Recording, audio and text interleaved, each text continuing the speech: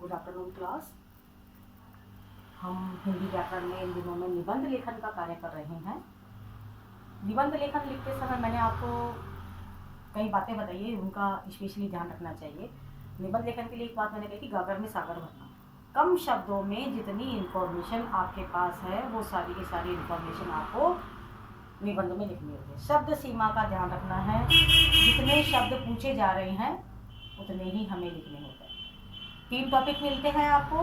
3 topic में से आपको सेलेक्ट करना होता है कि आप किस पर बहुत अच्छा सा लिख सकते हैं, जिस पर आप सबसे अच्छा निबंध लिख सकते हैं, जिस पर आपके पास बहुत अच्छे विचार हैं, हमें वही सेलेक्ट करना चाहिए। और निबंध के अंदर अननेसेसरी बातों की कोई ज़रूरत नहीं है। शुरू में हम परिचय लिखते हैं, बीच में हम विवेचना लिखते हैं और लास्ट में हम उसका सारांश लिखते हैं। तो हमें परिचय में हमें सब कुछ बता देना है कि हम किस टॉपिक को हमने लिया है। बीच में जो आपको टॉपिक देते हैं उनकी विवेचना विवरण लिख देते हैं हम, और लास्ट के अंदर हमें उस पूरे निबंध का सारांश लिखना होता है। आज का हमारा जो टॉपिक है वो है जीवन में खेलकूद का महत्व। जीवन में खेलकूद का महत्व।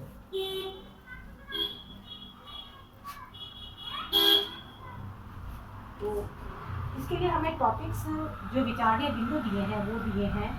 भूमिका तो नहीं जिसमें हमें परिचय लिखना है, हम किसी भी तरह से परिचय लिख सकते हैं। परिचय में हम किसी महान हस्ती का जिक्र करते हुए लिख सकते हैं, फिर हम खेलों से लाभ लिख सकते हैं, ठीक है। फिर खेल हमें विजयी बनाते हैं, खेल विजयी बनाते हैं, मनोरंजन होता है,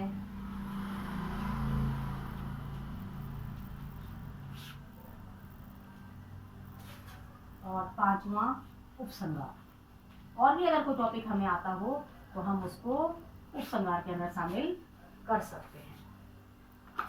अब सबको खेलना अच्छा लगता है, सभी कैटेगरी के लोगों को। ये नहीं है कि बहुत छोटे उम्र के बच्चे खेलना चाहते हैं और बड़ी उम्र के लोग खेलना नहीं चाहते। मैं देखती हूँ कई बार गार्डन में जब हम लोग जाते हैं तो बड़ी उम्र के लोग भी बहुत आराम से खेलते हैं, बहुत अच्छे से खेलते हैं, है ना। और जीवन में खेलकूद का बहुत महत्व होता है। बल्कि विवेकानंद जी ने, स्वामी विवेकानंद जी ने कहा था, एक बार नवयुवकों को संबोधित करते हुए कहा था कि सबसे पहले हमारे नवयुवकों को बलवान बनाना चाहिए, नहीं तो हमारा धर्म पीछे रह जाएगा। उन्होंने एक सभा में कहा था, सबके सामने अनाउंस करके, कि अगर हमारे नवयुवक बलवान होंगे तो वो धर्म के साथ चल पाएंगे। अब बलवान बनने के लिए क्या होगा?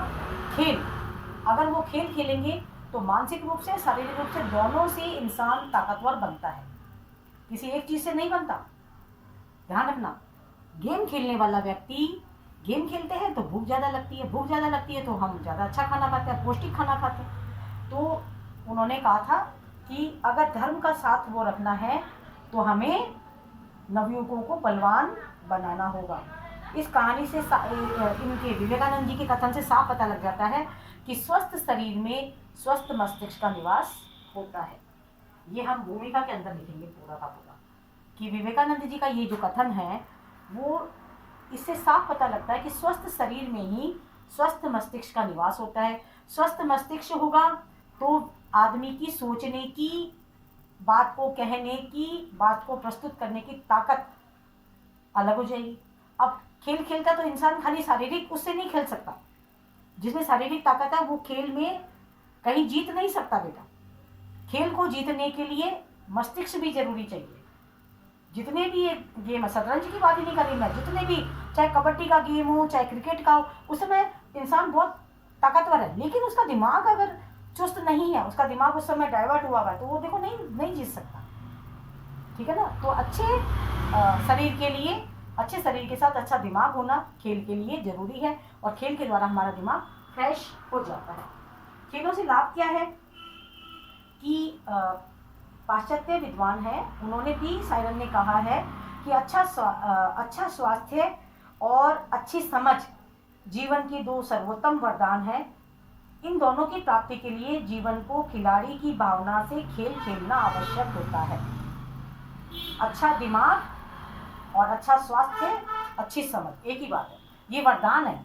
इस चीज से कोई व्यक्ति, पाश्चात्य सभ्यता वाले लोग भी कह रहे हैं, जो व्यक्ति खेलता है वो जीवन में कभी भी असफल नहीं होता। खेल से शरीर में स्फूर्ति आती है, खेल की भावना बनती है। एक बात और, जीवन में हार जीत को एक्सेप्ट करने की भावना आती है।